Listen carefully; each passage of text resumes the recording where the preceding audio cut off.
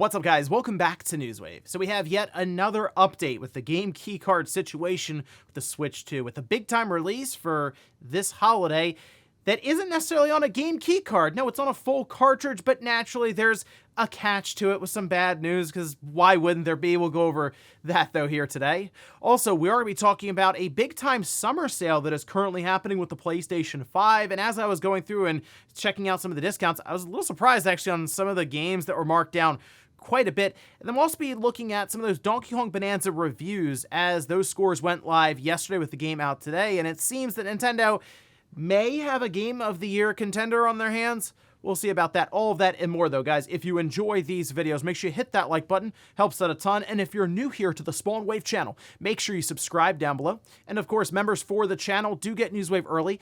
If you would like to learn more about that, click the join button or link in the description down below. And we're going to start today with Nintendo and that Zelda movie, as randomly Miyamoto took to X and decided to let us know, well, who they've casted in the role of Zelda and Link. We can see this posted up over on Nintendo's official account saying, "This is Miyamoto."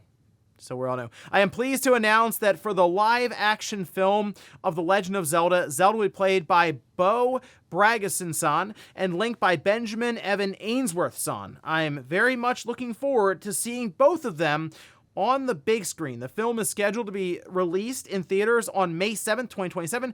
Thank you for your patience. Do you think Miyamoto actually types that out, or does he have someone else, like an intern or somebody, type that for him? Because he says this is Miyamoto, so I'm like picturing him actually like typing this out, or just punching it out real quick on a phone.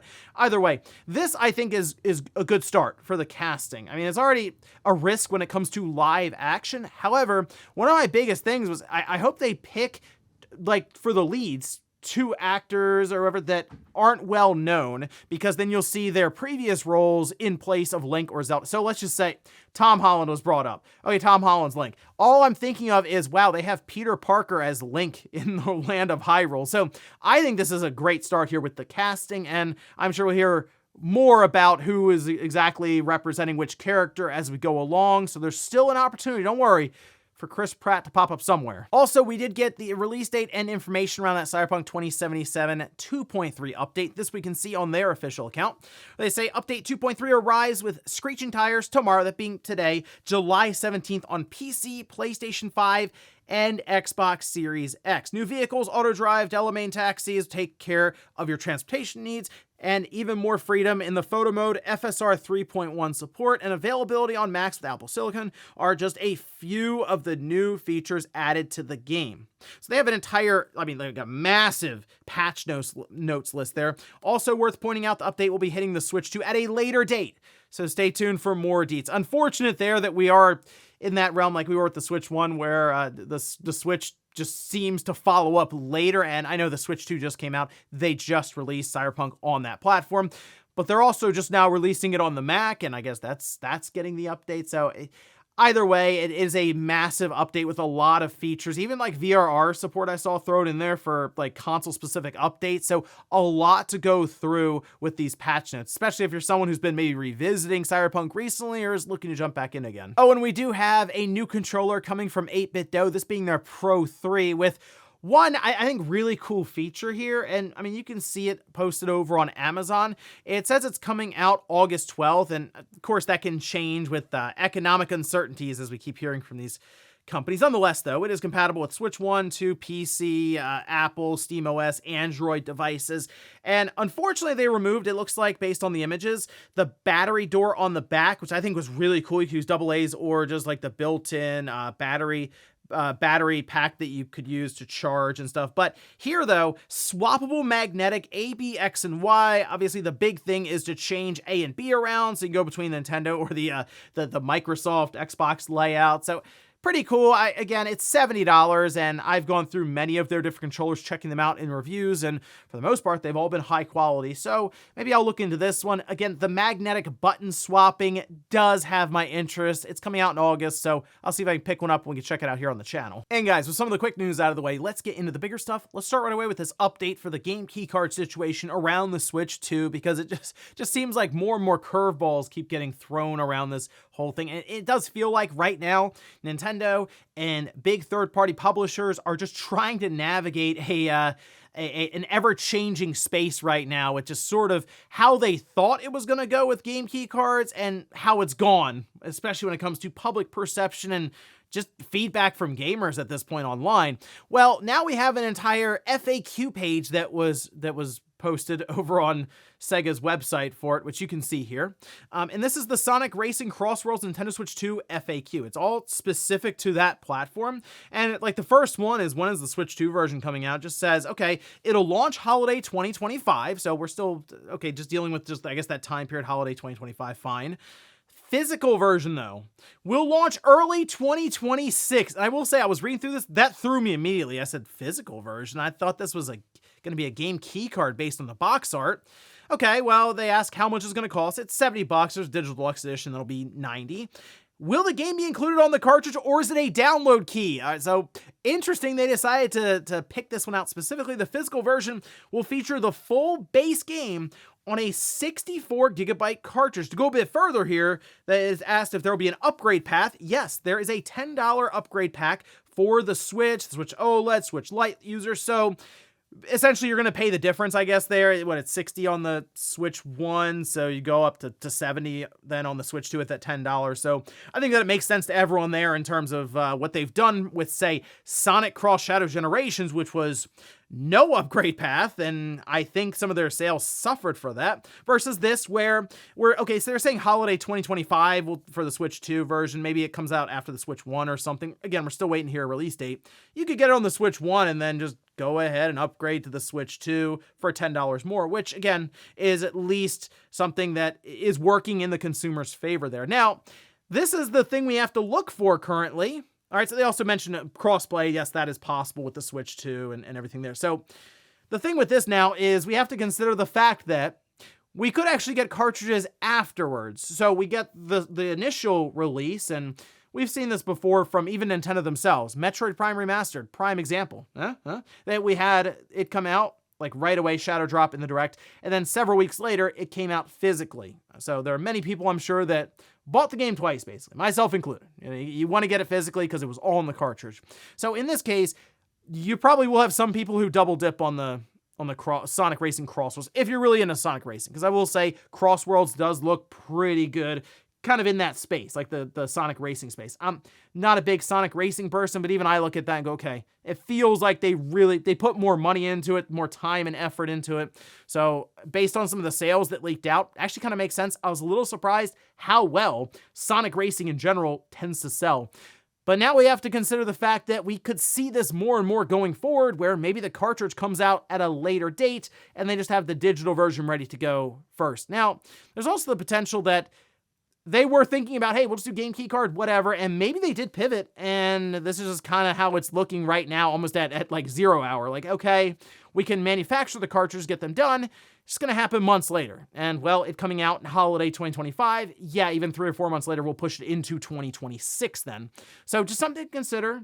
Maybe you want Sonic Racing immediately on the Switch 2, you're going digital then. But if you can hold out and wait, yes, it seems like a true physical, weird we have to say that, true physical 64 gigabyte cartridge will be coming later on. So I'll keep you guys up to date on exactly when all this is going down, because, well, right now we're sitting at holiday 2025 for the Switch 2. Next up, let's talk about Donkey Kong Bananza, as it is out today. Reviews went live yesterday, and it also went live in other parts of the world, so I decided to pick it up early, and I posted like 46 minutes or so of the beginning of the game as I was playing through it. I also got a new capture card, so I want to try that out in 4K and see how it all held up, and seemed to do pretty well there in terms of the quality, so good news going forward. But I did also spend more time after that playing it, several hours actually, so I'm moving along in it now and can give some of my own thoughts on it at this time. No spoilers, of course. But first, let's take a look this over on Metacritic, currently sitting at a 91. It was bouncing around a bit here. It sat at 90 for a little while, jumped up to 91. That's on 83 critic reviews. So it is 0 negative, 0 mixed, 100% positive. All 83 of them are. So that's quite impressive. And when you look at all the other games around it right now, that is one of the highest rated games of the year. So naturally, it's getting thrown around the idea of it being a Game of the Year contender as we head towards the Keighley event at the end of the year in December. Taking a look at some of the reviews, Eurogamer Germany gave it 100, saying a game that almost only Nintendo can make, colorful, entertaining, and always a little crazy. Bonanza is bursting with creativity and ideas. IGN gave it a perfect 10. Washington Post gave it 100, saying as the debut big adventure for the new console and its increased computational power, Nintendo wants this belief to punch through. Technology for the sake of play, not just for visual pleasure, is king. So as I mentioned, I've been playing it myself now for several hours, like 3 or 4 hours currently, I think, total into it. And it is moving along pretty quick. I mean, just in the initial, like I said, 45, 46 minutes or so, a lot did happen in that video to where I was even surprised as to how quick it was moving. Like, I've done a couple of boss battles already now across the board. I've moved through. So as they mentioned in the direct, you do go through different worlds in the sense of like layers. And as you go through, you're going further and further towards the core of this world, but you'll have even more exotic looking areas that you wouldn't expect to be, say, underground.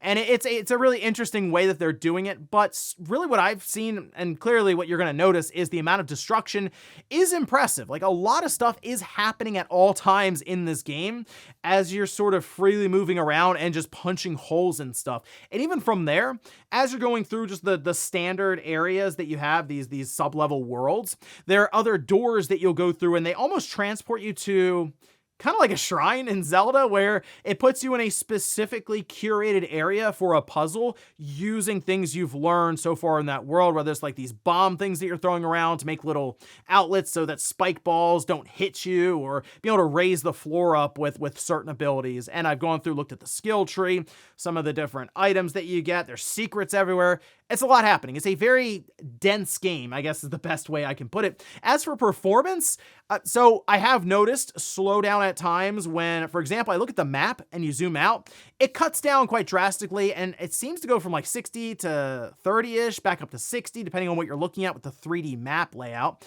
But then when doing actual destruction, yeah, it'll kind of judder a little bit here and there, but it hasn't done anything to where it's just thrown me off completely and I can't play the game. Like, it hasn't gotten in the way, I guess is the best way I'd say it. But it is noticeable. Camera swing arounds and stuff, yes. Visually speaking, though, it looks very sharp. Like, I've been playing it 90% of the time in docked mode, and it is so nice to have the Switch 2 versus the Switch 1 that leans into really that kind of setup, because the Switch 1, especially towards the end of its life, you were mostly playing in handheld mode because dock just looked... the Vaseline effect was like 100 times over, right? So far, like I said, early impressions, 3 to 4 hours. It's a lot of fun, and that's kind of what I was expecting going into it with the Mario Odyssey team making it. So yeah, it all lines up. And also these Banandium, like the big bananas they're getting, I'm getting quite a few of them. So they definitely put those in front of you, kind of like moons from Mario Odyssey, to where there's easy ones to get, but then also very difficult ones. So at least so far, so good, I'll say, with Donkey Kong Bananza. So none of these surprise now none of these reviews so far after playing it for a few hours really surprised me. Next up, let's talk about the PlayStation Summer Sale for the PS5 and the PS4. They have some of the last generation versions of these games that are up that are also marked down. So keep that in mind. But there are a ton of games on sale, and usually when I go into these, okay, there are going to be some from like the years and years, like 10 years ago even, that'll be marked down heavily, but the new stuff will just be like, it'll be okay. Not in this case. Like, some big titles that are even a couple of years old are marked down quite drastically. So I made a list as usual, and Evan will just go ahead and throw up some of the pages here we can scroll through as I go down a list, and there are many more beyond these, all right? So, of course, leave some suggestions below down in the comments. But starting at the top, Assassin's Creed Shadows is 25% off. Forza Horizon 5, 25% off. Expedition 33, it's only 10% off. But that game is awesome still. If you've been thinking about picking it up, I do recommend it. Oblivion Remastered at 20% off. Spider-Man 2 is 43% off. Dragon Ball Sparking Zero at 30% off. Mortal Kombat 1, 67% off. Red Dead Redemption 2, it's 75% off. I pointed this one out specifically because we've had rumors that Rockstar and Take-Two are going to move to have some sort of next generation upgrade patch for this. So this is a very cheap time to at least get it on PlayStation before that. Hogwarts Legacy is 75% off. Silent Hill 2 is 50% off here. Ninja Gaiden 2 Black, fully recommended, especially at 35% off. Star Wars Outlaws is 50% off. Star Wars Battlefront 2 seen a bit of a resurgence recently. That's 75% off. Resident Evil Village, 75% off. Metaphor ReFantasia, that's 40% off. Stellar Blade at 29% off. Tekken 8, 50% off. Sonic Cross Shadows Generation, that's 40% off. Alan Wake 2 at 60% off. Lords of the Fallen, 72% off. Marvel vs. Capcom Fighting Collection, that's 40% off. Like a Dragon Infinite Wealth, fully recommend that as well. A lot of game there, that's 60% off. Mass Effect Legendary Collection. If you don't have this in your library, just go and pick this up. It's 90% off, and it's the 3 Mass Effect games, and I mean, at least 2 of them are legendary, so easy recommendation there. Dragon Quest III HD 2D Remake, that's 35% off. BioShock Collection, 80% off. Everyone should, I think, at least experience the first BioShock game.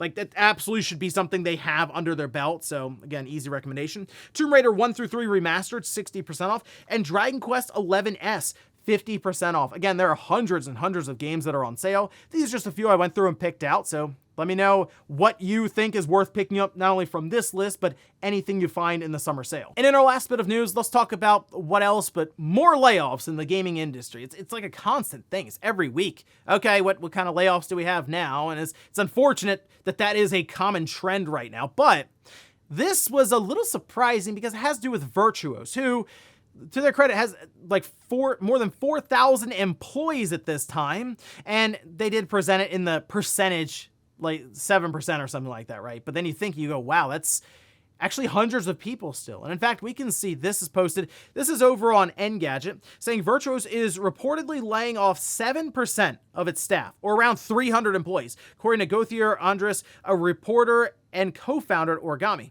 The brunt of the layoffs are happening to Virtuos employees in China, where Andres reports that around 200 positions are being eliminated. Virtuos teams in France, who were primarily responsible for the surprise release of Oblivion Remastered back in April, are also expected to be impacted. Now, apparently, according to Andres, the big thing here, the big word that was used by Virtuos in their communication to staff is competitiveness.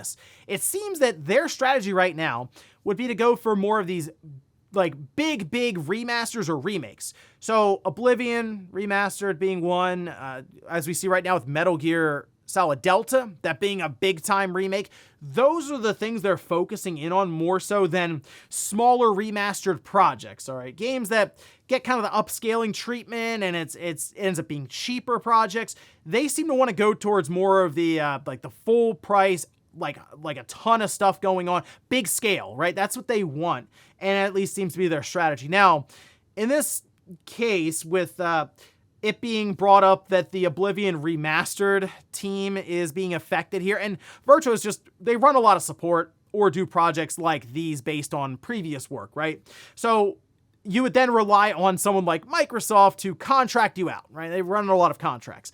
Well, we saw what happened with Microsoft, a lot of cutbacks, and yeah, there's a good chance that they decided, yeah, they're not going to keep working with Virtuos just because they're cutting back so much. So certainly Microsoft could have had a hand, probably had a hand in this, but it is unfortunate when we see 7% equating to 300 people being laid off, because I do think Virtuos in general is just a good studio. Like, they do a lot of good work, and it's a lot of work you don't necessarily know that they do. It's a lot of behind the scenes stuff. So, like, I'm looking forward to Metal Gear Solid Delta, but then you go, okay, hopefully Konami wants to stay on. Hopefully it all works out, because then you might end up with another memo like this where hundreds of people get laid off. Fortunately, in that case, I do think Konami's going to want to continue on, because I think I hope Metal Gear Solid Delta is a start of them going back and remaking all of their classic Metal Gear Solid games. And before we go to the comment of the day, we'll take a look at the poll that I posted up yesterday, where I ask, if a game you consider a must-buy on Switch 2 is a game keycard release, what's the move when you go to buy it? 72% are just going to buy the game digitally. That's kind of how I'm leaning as well with that. But 28% still say they're buying physical game keycard release. I saw a lot of people in the comments like, I'm just not going to buy it. Okay, so I guess another question would be, let's pick a game, all right? You're a big Grand Theft Auto fan, all right? But you're like really annoyed with a lot of the game keycard, the disc that just has a little call to download the full game. It's not on the Blu-ray disc either. What happens if Grand Theft Auto 6 wants to do that. They go, hey, the game's just too big for Blu-rays. We're not even going to deal with it. You get the disc and you have to download 160 gigabytes or something. I mean, I think for a lot of people, GTA 6, especially for GTA fan, you can't miss it. Do you get it physically knowing it's not on the disc, or do you just buy it like digitally? I still feel like I go digital with it. Like, it's just, I don't know, something that game key card, I just look at it, it feels hollow. Like, it's a weird thing. That's just kind of how I view them, and it makes me not really that interested in picking them up. But I know there are many people who go, well, I can resell it or trade it or let my friend borrow it much easier, and I understand that as well. I was just curious where people would fall on this situation. Must-have game, but it's game key card. Buy the game key card anyway, or just decide to go all digital with it. And we'll finish up with the comment of the day, as you're seeing here. This is from Marble, who says, AI is ripping through software development at the junior programmer level. It's a far bigger issue outside of gaming. So I've been hearing a lot about how apparently these AI models can legitimately program applications, websites, really you name it. And that's the idea. You don't even have to know how to code. You can just ask the AI agent to do that work for you.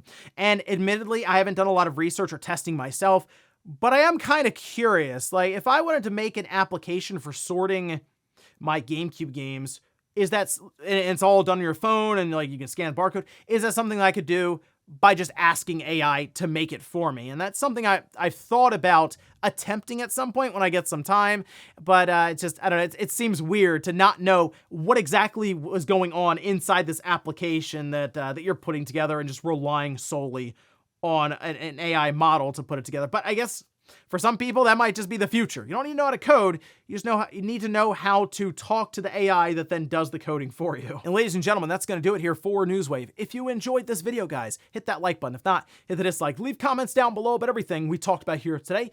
If you missed yesterday's Newswave, I'll leave it up here in a card. Or maybe you want to see more about Kong Bananza. Well, again, I played the first 46 minutes or so, just pure gameplay as I discuss it. I'll leave that right below it. Thanks, guys, for watching, and I'll see you next time.